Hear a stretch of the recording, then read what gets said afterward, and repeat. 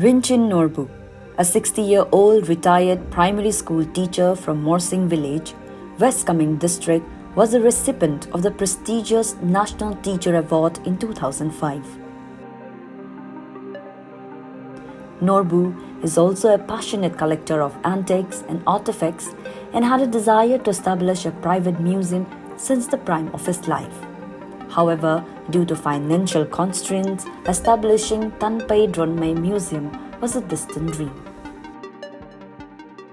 ये म्यूज़ियम का आपको ये होती मैं जवान का सर्विस का टाइम से मुझे लगा हम ये करेंगे, तो उस समय में तो उतना मेरा फाइनेंशियल कैपेसिटी नहीं था। कैपेसिटी तो अभी भी नहीं है, फिर भी समय के ऊपर में भी ये डिपेंड करता है। समय भी नहीं मिला और इतना कैपेसिटी भी नहीं था, जैसे बाल बच्चों को पढ़ाना लिखाना, रिश्तेदार लोगों को ये लेना देना, ये चलते चलते ये सब हो मतलब सोचा तो था जवान का समय से। तो बाद में अब ये स्टार्टअप में शुरू करना जो मेरा हम रिटायर होने का मैं ये टीचर में था, तो मेरा रिटायर होने का 5 साल ये उम्र से कुछ मेरा ये था, हमको मौका मिला है कि 5 साल सर्विस करने का। तो उतने में वो 5 सालों के अंदर मैंने ये टारगेट रखा कि कुछ सामान तो ऑलरेडी हमारे पास था, वैसे पहले कई फादर का और पेरेंट्स का ऐसे था। तो मैं ये सोचा कि अब ये 5 साल में जो थोड़ा कुछ ये रूम बना लेगा और ये म्यूज़ियम ये सामान को प्रिजर्व करेगा बल्कि तो मैंने उसके बाद ये सेटअप जो हमको 21 से मैं इसमें डिस्प्ले सेटअप जो उसी से हुआ है। Today, his museum is the home to an impressive collection of more than 500 items ranging from religious relics, agricultural tools, weapons to household items, weaving tools and various other artifacts. Most of these artifacts are over 200 years old, although some may require carbon dating to precisely determine their age.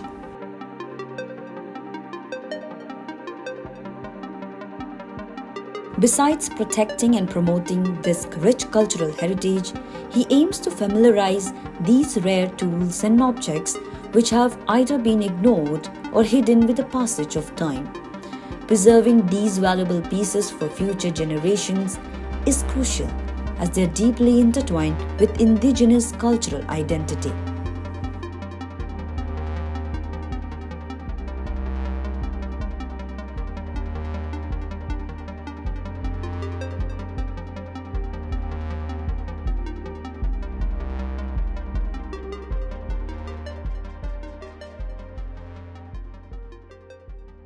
ये bullet और ये magazine जो last ये 22 को मिला है, 62 में गिरा हुआ, क्योंकि मैंने इसमें हिम्मत से रखना मतलब अभी उसका लीवर जो जंग से ये चिपका हुआ है, ऊपर वो पिन में नहीं लगा ना, उठा हुआ नहीं था।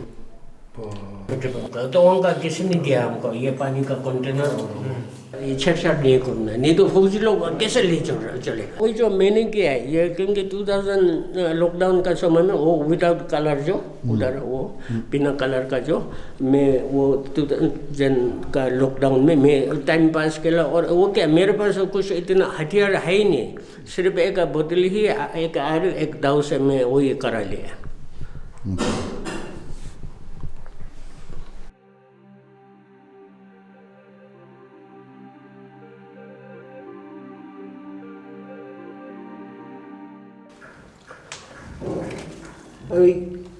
ये रस्सी जो हमारे पास पहले में तो अभी जैसे लेटर लिखने का और या आजकल के तरह ये फ़ोन करने का सुविधा नहीं था। सभी लोग का अनपढ़ उस समय में अब जैसे एक लड़का ने एक लड़की को जैसे पसंद करता तो कैसा कांटेक्ट करेगा, कैसा कन्विंस करेगा। तो लड़का ने ये एक रस्सी एक किनारा कोना तरफ एक नोट बांध करके लड़का ने वो लड़के के पास किसी का द्वारा भेज देता है। तो अगर लड़की पसंद नहीं है तो लड़की ने उस नोट को खोल करके वापस भेजेगा। फिर दोबारा लड़का ने, अभी लाइफ का सवाल है, एक ही बार में तो कहाँ होगा, थोड़ा रिक्वेस्ट तो करना ही पड़ेगा। तो लड़का फिर उस रस्सी को फिर नोट बांध करके तो लड़की के पास भेज देता है। तो दोबारा में तो लड़की भी सोचती है कि होगा, देखे अब थोड़ा एक्सेप्टेबल होने जाता है तो दूसरी कोने में फिर लड़की ने भी ये नोट बांध करके वापस लड़का के पास भेजेगा। तो लड़का ने उसमें ये मन पता होता है कि हाँ एक्सेप्ट होने जा रहा है। फिर दोबारा लड़का ने अंदर तरफ नोट और एक बार बांध करके लड़की के पास भेजेगा। तो लड़की ने भी फिर अंदर तरफ नोट बांध करके भेजना, मतलब अभी एक्सेप्ट होगा, ये पॉसिबल है। तो तीसरा लड़का ने फिर नोट एक बांध करके बीच में जब भेजेगा, लड़की ने भी फिर उस साइड से नोट बांध करके, नोट दोनों ये जब सेंटर में बीच में पहुंचता है तो दोनों लड़का का पेरेंट्स और लड़के का पेरेंट्स अच्छा दिन देख करके तो मैरिज सेरेमनी, वेडिंग सेरेमनी करता है।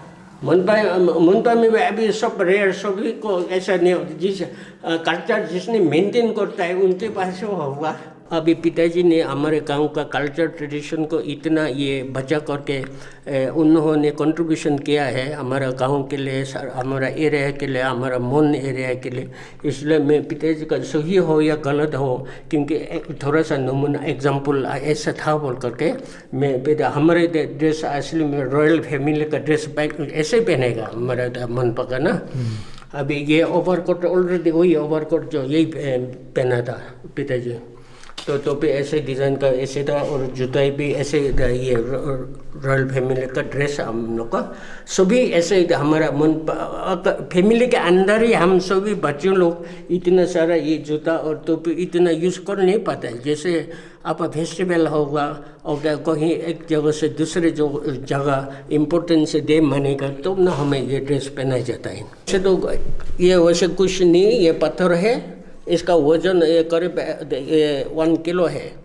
तो जैसे अभी हम ये डांस है, ज़्यादातर ये डांस जब पहले में अभी स्कूल पढ़ना लिखना तो था ही नहीं था, काम काज खेती होती, जब ख़त्म हो जाने के बाद जब लड़का लोग टाइम पास के लिए चलो हमें नचेंगे बोलेगा। तो लेकिन फिर माँ पिताजी ने मना करता है, क्या नाचते रहेगा, कुछ गाय घोड़ा कुछ इधर दाएँ बाएँ काम करना है बोलेगा। तो इसलिए इन लोग बिना पेरेंट्स का नॉलेज से बाहर इन लोग आगे यहाँ वादा कर लेता है, ये वक्स डाल करके थम इम्प्रेशन लेके चलो हमें नाचेंगे बोल करके पांचों इन लोग वादा कर लेता है यहाँ। अगर in the mean time in लोग अगर किसी वो उसी टीम से छूटा तो इसी वजन का बराबर वो रुपया फाइन देना पड़ता है। पहले हमारे रुपया अभी जैसे इंडिया गवर्नमेंट आने का पहले टिबेट का कॉइन्स चलता है, तो वो कॉइन्स इसका वजन का बराबर वो फाइन देना पड़ता है। इसलिए माँ पिताजी भी मना कर नहीं सकता है, तो इन लोग ये एग्रीमेंट रखने की वजह से तो डांस इन लोग सक्सेसफुल हो जाता है। अभी ये डांस हम मनपा का ये अचलामू डांस कहता है। तो मेरा पिताजी नाचा है 1936 को। ये अभी न्यापा झाली लामू लूमू न्यारोक होता है। तो ये लामू जो मेरा पिताजी नाचा था 1936 को, उसके बाद ये 1959 को पिताजी ने इस टीम को सिखाया। उसके बाद फिर दोबारा ये 1971 को भी तो पिताजी ने सिखाया ये टीम को। और ये अभी पिताजी का ये कंट्रीब्यूशन बड़ा चीज़ जो पांचों कैरेक्टर पिताजी अकेले ने सिखाया, दो भाई। अभी जो कि ये इन लोग का हर ये गुरु टीचर अलग अलग होता है पांचों का ना। तो लेकिन पिताजी ने दो पे पिताजी अकेले ने सिखाया। तो इस बार अभी ये 71 को नचा हुआ पिताजी का ये शिक्षु दोनों ने, तो इस पर ही 2023 को इस टीम को सिखाया हमारे ये गाँव में। New batch. अगर मेरा पिताजी ने ये दो पे अगर टीम वो नीच का या होता तो हमारा यहाँ ख़त्म था. Rinchen Norbu endeavors to reconstruct and relive the rich cultural history of his region, preventing the outflow of these artifacts from their native land. In addition to Tan Pedranme Museum, he also runs a homestay adjacent to the museum for visitors who wish to spend more time studying these fascinating artifacts.